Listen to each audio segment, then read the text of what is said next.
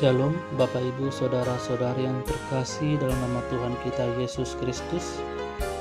Kembali kita mengucapkan syukur kepada Allah atas segala berkat dan anugerah yang dapat kita rasakan hingga hari ini. Terlebih kita dapat bersama-sama bersekutu, memuji dan memuliakan Tuhan melalui saat yang teduh.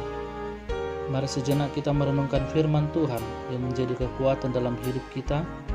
Mari kita bersaat teduh.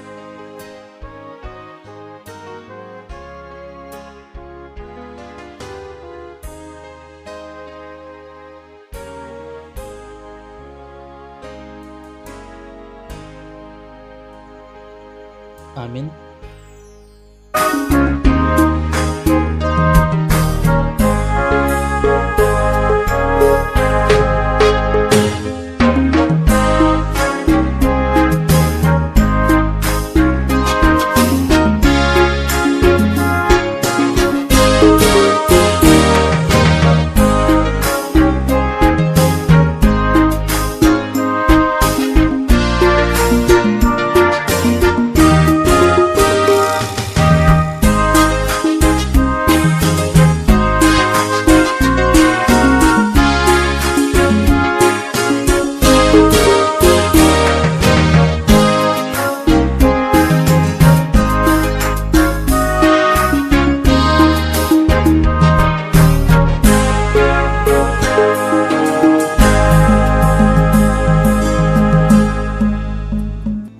Kita berdoa.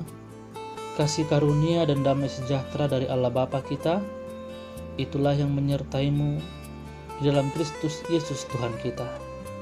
Amin.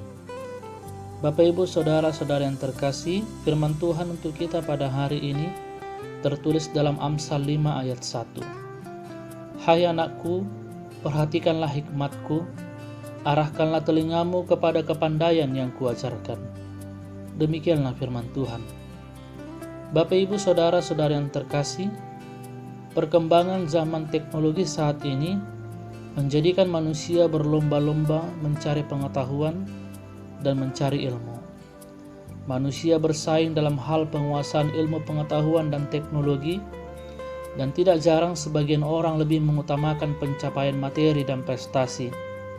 Pertanyaannya, apakah ketika dia menguasai banyak ilmu, maka dikatakan sebagai orang yang berhikmat? Orang yang berhikmat bukanlah ketika dia menguasai banyak ilmu pengetahuan, teknologi, atau mengetahui banyak hal.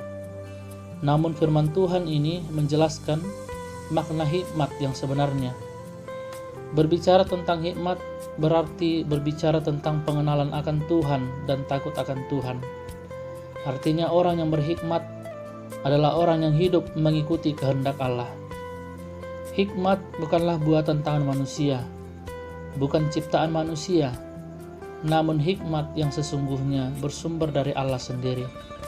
Oleh sebab itu, setiap orang harus menerima perkataannya, menyimpan perintahnya, mendengarkan ajarannya, serta memperhatikan dan mencenderungkan hati kepada hikmat. Sebab jika hati kita lebih mengutamakan hikmat Allah, maka perilaku sikap dan tindakan kita pun akan mencerminkan hal-hal yang baik. Bapak Ibu Saudara-saudara yang terkasih, mencari ilmu pengetahuan memang penting. Menguasai teknologi juga penting. Mengerti banyak hal juga sangat berguna dalam hidup kita. Namun jauh lebih penting dan utama adalah ketika kita memiliki hikmat dari Allah. Oleh sebab itu, hal pertama yang harus kita minta adalah hikmat darinya. Dengan demikian, kita akan lebih mengutamakan kehendak-Nya. Dengan hikmat dari Allah, maka kita mengakui bahwa Allah adalah sumber pengetahuan, sumber segala ilmu. Dengan hikmat dari Allah lah, maka kita akan mampu melawan segala bentuk dosa. Jalan hidup orang berhikmat jauh berbeda dengan mereka yang tidak berhikmat. Hikmat akan menuntun ke jalan yang benar, sehingga kita tidak berjalan di jalan yang jahat. Dengan hikmatlah kita akan hidup sebagai orang yang berilmu dan bermoral, dan yang terutama kita akan memiliki pengenalan akan Tuhan. Amin. Kita berdoa. Terima kasih ya Tuhan atas segala penyertaan-Mu dalam hidup kami. Hingga hari ini kami dapat bersuka cita, memuji dan memuliakan nama-Mu. Terlebih Tuhan, kami telah mendengarkan firman-Mu. Kiranya firman-Mu dapat berbuah dalam hati pikiran kami, dan kami dapat melakukannya di dalam kehidupan kami.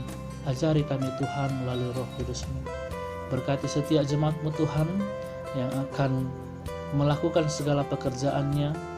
Kiranya Engkau yang membimbing, memberikan hikmat dari sorga, sehingga apapun yang dikerjakan oleh jemaat-Mu seturut dengan kehendak-Mu. Berkati setiap jemaat-Mu yang saat ini sedang bergumul, terlebih Tuhan yang sedang mengalami sakit penyakit. Kiranya Engkau yang memberikan kesembuhan Tuhan kepada jemaat-Mu melalui obat yang mereka makan. Itulah perantaran-Mu Tuhan untuk memberikan kesembuhan. Dan pada akhirnya Tuhan, kami dapat kembali bersuka cita, memuji dan memuliakan nama-Mu. Terima kasih ya Allah, ampuni kami akan dosa kami, layakkan kami menerima anugerah-Mu. Hanya di dalam nama anak-Mu Tuhan Yesus Kristus kami telah berdoa. Amin.